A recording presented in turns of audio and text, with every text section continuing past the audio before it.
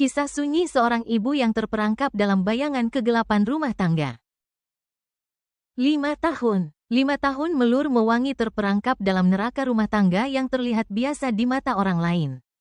Suaminya, lelaki yang dulunya penuh janji manis dan wajah suci, kini berubah menjadi sosok yang tak bisa dikenali, penuh kemarahan, pengendalian, dan kata-kata yang menusuk bagai sembilu berduri.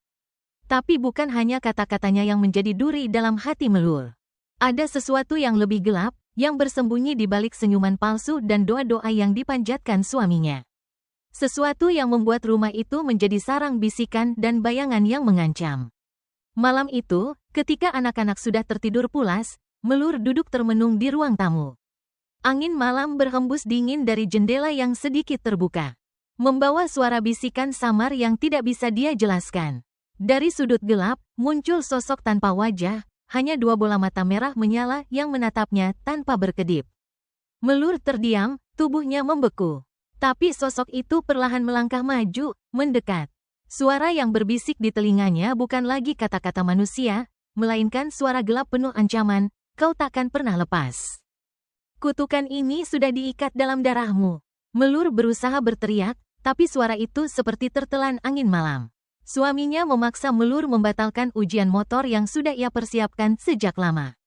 Saat Melur menolak, motor yang selama ini menjadi harapan tiba-tiba terbakar. Namun, kobaran api itu bukan api biasa. Warnanya hijau pekat, mengeluarkan bau sulfur dan daging hangus. Melur melihat bayangan hitam melayang di sekitar api, tertawa pelan seperti iblis yang puas melihat penderitaannya. Ia merasakan panas api bukan hanya di kulit, tapi di dalam jiwanya. Setiap kali Melur menolak kehendak suaminya, malam menjadi semakin mencekam. Suaminya mengunci kamar mereka dari luar, meninggalkannya dalam kegelapan dan suara-suara mengerikan. Suara tawa yang mengerikan, jeritan wanita yang tidak pernah dikenalnya, dan bisikan-bisikan gelap datang dari balik tembok. Dan di sudut kamar, sosok hitam itu selalu ada, mengamati. Menunggu saat Melur lemah. Suatu malam, suaminya memaksa Melur mengemudi sendiri membawa 2 anak kecil, menembus gelapnya malam dan sunyinya jalan desa. Melur merasa ada sesuatu yang dingin di kursi belakang mobil. Sesuatu tanpa wujud yang menempel di leher anaknya, membisikkan kata-kata yang membuat anak itu menggigil ketakutan. Ketika rem mendadak gagal, mobil itu meluncur ke jurang gelap di tepi jalan, Melur menjerit tanpa daya.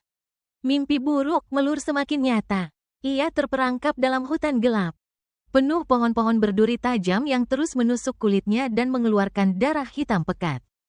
Sosok hitam tanpa wajah mengejarnya, tertawa mengerikan, kau milikku. Tak bisa lari dari kutukan ini.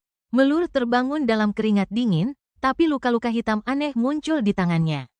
Di ambang kehancuran, Melur memutuskan untuk tidak menyerah. Ia mencari pertolongan dari orang-orang yang mengerti dunia gaib dan kegelapan jiwa. Ia harus memecahkan kutukan yang sudah mengikatnya selama bertahun-tahun. Menyelamatkan dirinya dan anak-anak dari bayangan gelap yang terus mengintai. Namun, pertarungan melawan kegelapan bukan hanya soal keberanian. Ini soal pengorbanan, kehilangan, dan menemukan kekuatan dalam keputusasaan. Malam itu, rumah Melur terasa lebih dingin dari biasanya. Lampu ruang tamu berkedip-kedip, seolah-olah ada yang mencoba memasuki dunia nyata dari balik bayangan. Anak-anak tertidur lelap, tapi Melur tidak bisa memejamkan mata. Tiba-tiba terdengar suara ketukan halus di jendela. Ia membuka tirai perlahan, dan di luar sana, berdiri sosok tinggi, hitam, dengan mata merah menyala. Kau sudah terlalu lama mencoba lari, bisik suara serak. Melur menutup jendela dengan gemetar. Siapa kau? Apa yang kau inginkan? Suaranya nyaris berbisik. Sosok itu tidak menjawab. Tapi tiba-tiba bayangan itu masuk ke dalam rumah, merayap di lantai. Menutupi seluruh ruangan dengan kegelapan pekat. Keesokan harinya, anak kedua Melur terbangun sambil menjerit histeris. Ada sesuatu yang hitam dan dingin di sampingku, teriaknya. Melur bergegas ke kamar dan melihat anaknya ketakutan, matanya membelalak. Tenang, sayang, mama di sini. Tapi ia sendiri juga merasakan hawa dingin yang menusuk. Saat Melur membelai kepala anaknya, sebuah goresan hitam muncul di tangan kecil itu, perlahan menyebar seperti tinta hitam yang hidup. Melur bertekad untuk mencari bantuan paranormal yang dipercaya mampu menangkal kegelapan. Di sebuah rumah tua di pinggiran kota, seorang dukun tua menatapnya tajam. Kegelapan ini bukan hanya datang dari suamimu, katanya dengan suara serak. Ada kutukan lama yang sudah melekat pada darah keluargamu. Duri sunyi itu tumbuh dari kemarahan, dendam, dan darah yang tercemar. Melur menggenggam tangan dukun itu erat-erat. Apa yang harus aku lakukan? Aku ingin bebas dari ini semua. Dukun itu membuka kitab tua dan mulai membaca mantra yang terdengar seperti bisikan dari dunia lain. Malam pembersihan itu adalah malam yang paling menegangkan dalam hidup Melur. Api lilin berkelip di sekeliling rumah dan mantra dukun tua bergema. Namun, kegelapan tidak menyerah. Suara tawa iblis menggema, bayangan hitam mengepung Melur dan anak-anaknya. Sosok itu muncul sekali lagi, kali ini dengan suara yang menggeram. Kau tak akan pernah bebas. Melur menatapnya lurus dan berkata dengan suara penuh keberanian, aku bukan milikmu. Aku adalah ibu, pelindung.